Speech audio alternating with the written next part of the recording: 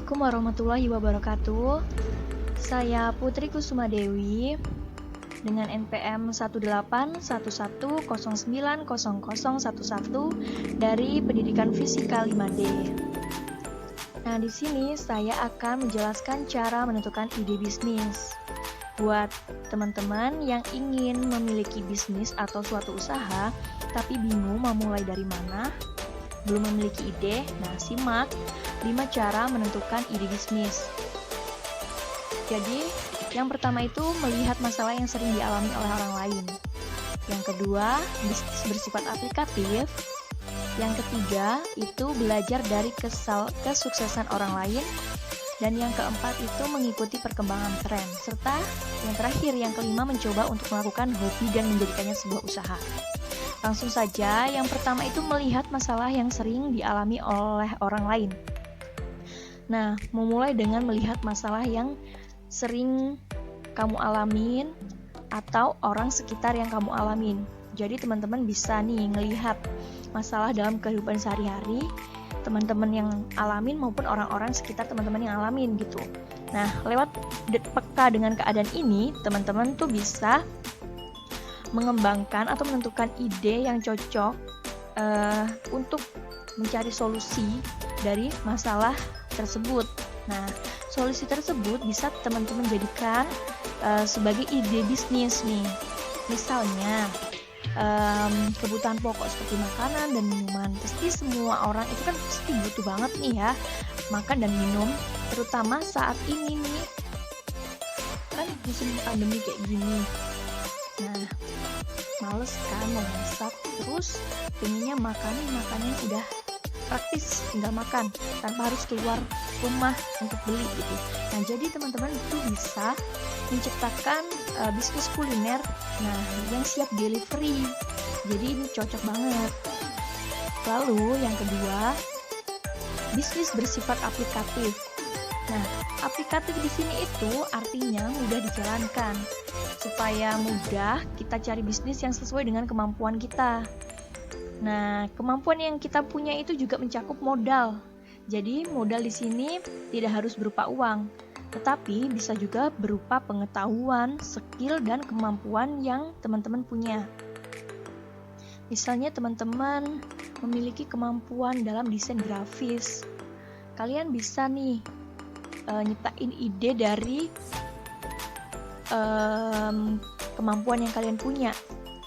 Misalnya jadi fotografer dan juga bisa jadi editor foto, seperti itu. Lalu yang ketiga, belajar dari kesuksesan orang lain. Nah, pasti suatu usaha yang sukses itu memiliki keunggulan dong, dan juga pernah dong ngalamin kegagalan sebelum memiliki bisnis atau suatu usaha yang sukses. Nah, dari sana teman-teman bisa belajar dan mengaplikasikannya untuk bisnis yang sedang teman-teman jalanin atau yang akan teman-teman rintis.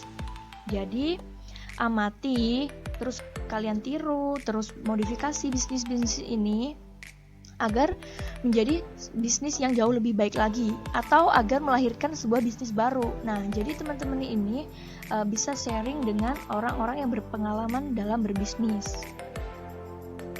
Lalu yang keempat itu mengikuti perkembangan tren. Nah, teman-teman bisa nih menemukan ide bisnis berdasarkan produk atau sebuah jasa yang sedang ngetren.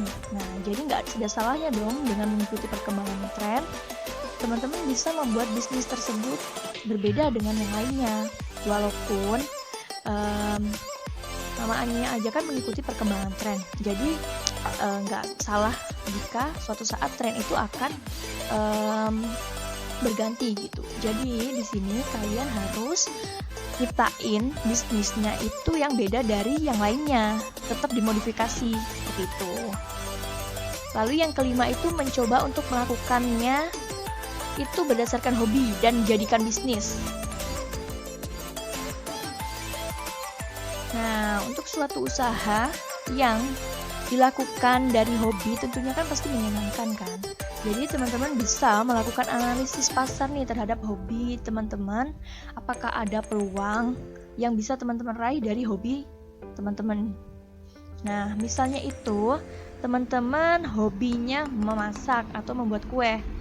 Kalian analisis dulu hobi kalian itu kira-kira di pasaran itu menguntungkan nggak sih? Ada nilainya nggak sih gitu?